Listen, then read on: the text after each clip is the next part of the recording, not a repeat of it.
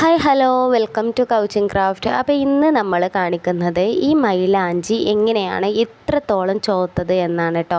അതായത് നമ്മുടെ ഇല മൈലാഞ്ചിയാണ് കേട്ടോ ഇത്. അപ്പോൾ ഇല ഞാനിതാ ഇപ്പോൾ ഊരി ഇതുപോലെ വെച്ചിട്ടുണ്ട് കേട്ടോ.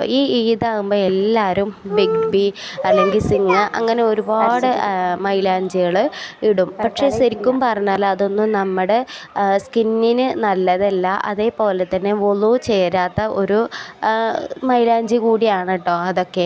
കാരണം നമുക്കത് കവർ പോലെ ഊരി വരുന്നത് കാണാൻ പറ്റും. അതുകൊണ്ടാണ് ഇത് നമ്മുടെ സ്കിന്നിന് നല്ലതല്ല, അതേപോലെ തന്നെ വുളു ചേരില്ല എന്നൊക്കെ പറയുന്നത്. അപ്പോൾ ഇത് എങ്ങനെയാണ് നന്നായിട്ട് ചോക്കാൻ വേണ്ടിയിട്ട് നമ്മൾ ഇതിലേക്ക് ചേർക്കുന്ന ടിപ്പുകൾ ഞാൻ പറഞ്ഞുതരാം കേട്ടോ.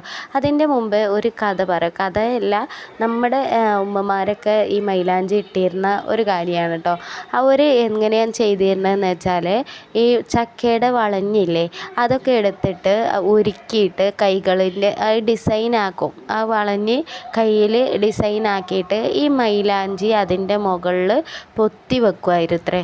അങ്ങനെയാണ് മൈലാഞ്ചിയൊക്കെ ഡിസൈനാക്കി ഇട്ടിരുന്നത് എന്ന് എൻ്റെ ഉമ്മയൊക്കെ പറഞ്ഞ ഒരു ഓർമ്മ എനിക്കുണ്ട് കേട്ടോ.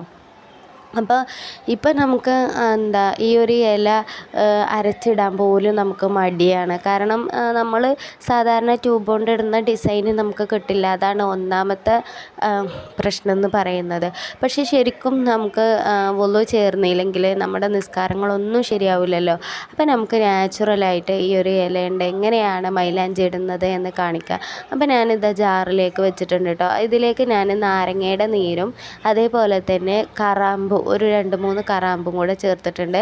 ഒരു ഇച്ചിരി വെള്ളം കൂടി ചേർത്തിട്ട് ഞാനിത് നന്നായിട്ട് പേസ്റ്റ് പോലെ അരച്ചെടുക്കണം.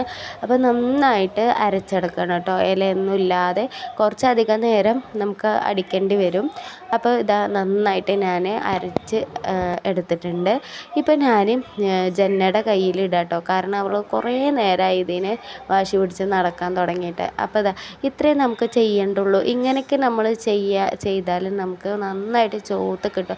ഒരു 2-3 പ്രാവശ്യം മാത്രം ചെയ്യാം കേട്ടോ. അതുപോലെ നാരങ്ങയുടെ നീരും കറാമ്പൊക്കെ ചേർത്തത് ഞാൻ കാണിക്കാൻ വേണ്ടിയിട്ട് മറന്നു പോയതാണ്.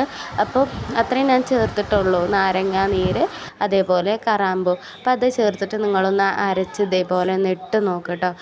നിങ്ങൾക്ക് പറ്റുന്ന ഡിസൈനിലൊക്കെ നിങ്ങൾക്ക് ഇടാൻ വേണ്ടിയിട്ട് പറ്റും. നന്നായിട്ട് ചോത്തിട്ടുണ്ട് കേട്ടോ. ഞാൻ ഒരു 2-3 പ്രാവശ്യം ഇട്ടപ്പോൾ തന്നെ നന്നായിട്ട് ചോത്തിട്ടുണ്ടായിരുന്നു. ഒരു പക്ഷേ ഞാൻ ജന്നയുടെ കയ്യിലിട്ട് കൊടുക്കുമ്പോൾ തന്നെ എൻ്റെ കൈ കണ്ടാൽ നിങ്ങൾക്കറിയും കൈ ചോത്ത് വരുന്നുണ്ട്. അപ്പോൾ കയ്യിലിട്ടിട്ടൊന്നുമില്ല കേട്ടോ. ഞാൻ അവളുടെ കയ്യിൽ മാത്രമേ ഇടാൻ കാണിക്കണുള്ളൂ. പക്ഷെ അപ്പം തന്നെ നന്നായിട്ട് ചോത്തിട്ടുണ്ട്. അപ്പോൾ നിങ്ങൾക്ക് ഇതേപോലെ എന്ത് ചെയ്യാം, അരച്ചിട്ട് ഇതേപോലെ കുട്ടികൾക്കാണെങ്കിലും നിങ്ങൾക്കാണെങ്കിലും ഇട്ട് കൊടുക്കാം. കാരണം നമുക്ക് നാച്ചുറലായിട്ട് തന്നെ ഇടാമല്ലോ. നമുക്ക് ഈ കെമിക്കലുള്ളതോ അല്ലെങ്കിൽ വുളു ചേരാത്തതോ ആയിട്ടുള്ള മൈലാഞ്ചികൾ നമുക്ക് ഇടേണ്ട ആവശ്യമില്ല. ഇത് തന്നെ നമുക്ക് ഇട്ട് കഴിഞ്ഞാൽ നന്നായിട്ട് ചോത്ത് നമുക്ക് കിട്ടും. അപ്പോൾ അത്യാവശ്യം ചോത്തിട്ടുണ്ട്, അതേപോലെ നാച്ചുറലാണ്. അപ്പോൾ നിങ്ങൾ എന്ത് ചെയ്യുക, ഇതൊക്കെ ഇതേപോലെ ഇട്ട് കൊടുക്കുമ്പോൾ കുട്ടികൾക്ക് നല്ലത് മാത്രം നോക്കിയിട്ട് കൊടുക്കുക കേട്ടോ. പിന്നെ അതേപോലെ തന്നെ ഈ ഒരു മൈലാഞ്ചി ഇടുമ്പോൾ ചില ആൾക്കാർ ചോദിക്കും പീരിയഡ്സിൻ്റെ ടൈമിൽ ഇട്ടാൽ കുഴപ്പമില്ലല്ലോ എന്ന്. മയ്യത്ത് കുളിപ്പിക്കുന്നത് ശരിയാവില്ല എന്നാണ് കേട്ടോ ശരിക്കും പറയുന്നത്. ഈ ഒരു പീരിയഡ്സിൻ്റെ സമയത്താണെന്നുണ്ടെങ്കിലും മരിക്കില്ല എന്നുള്ളത് നമുക്ക് ഉറപ്പില്ലല്ലോ. അപ്പോൾ അതുകൊണ്ട് നമുക്ക് അതും ആ സമയത്ത് നമുക്ക് ഇത് ഹലാലല്ല കേട്ടോ. അപ്പോൾ അതെല്ലാവരും ഒന്ന് ശ്രദ്ധിക്കുക. പിന്നെ നമ്മൾ ജസ്റ്റ് ഒന്ന് പറഞ്ഞു എന്ന് മാത്രമേ ഉള്ളൂ. അക്സെപ്റ്റ് ചെയ്യുന്നതും ചെയ്യാത്തതൊക്കെ അവനവൻ്റെ ഇഷ്ടങ്ങളാണ്.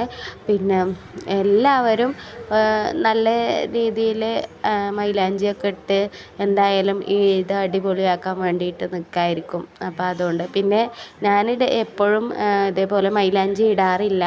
ഇക്ക വരുന്നുണ്ട് എന്ന് പറഞ്ഞതുകൊണ്ടാണ് ഞാൻ ഇടുന്നത് കേട്ടോ. ഭർത്താക്കന്മാരുള്ളപ്പോഴാണല്ലോ നമുക്ക് മൈലാഞ്ചിയൊക്കെ ഇടാൻ സുന്നത്തുള്ള ടൈമുള്ളൂ. അപ്പോൾ അതും കൂടി എല്ലാവരും ശ്രദ്ധിക്കുക കേട്ടോ. അപ്പോൾ ഇത്രയാണ് നമ്മുടെ മൈലാഞ്ചിയുടെ ടിപ്പ് എന്ന് പറയുന്നത്. വെറും നാരങ്ങാനീര് അതേപോലെ കറാമ്പു അത്രയും ഇട്ടിട്ട് ജസ്റ്റ് ഒന്ന് അരിച്ചെടുക്കുക. ഇതേപോലെ തന്നെ നമുക്ക് വേണമെന്നുണ്ടെങ്കിൽ കുറച്ച് ചായപ്പൊടി കൂടെ ചേർക്കാം കേട്ടോ. അപ്പോൾ ഞാനിവിടെ ചായപ്പൊടിയൊന്നും ചേർത്തിട്ടില്ല, എങ്കിൽ തന്നെ നന്നായിട്ട് ചോന്നിട്ടുണ്ട്. കണ്ടില്ലേ? അപ്പോൾ എൻ്റെ കയ്യിൽ നിന്ന് കാണുമ്പോൾ തന്നെ നിങ്ങൾക്ക് അറിയാൻ പറ്റും. നന്നായിട്ട് ഒരു 2-3 പ്രാവശ്യം ഞാൻ ഇട്ടപ്പോൾ തന്നെ അടിപൊളിയായിട്ട് ചോത്തിട്ടുണ്ട് കേട്ടോ. അപ്പോൾ വീഡിയോ ഇഷ്ടപ്പെട്ടാൽ ലൈക്ക് ചെയ്യുക.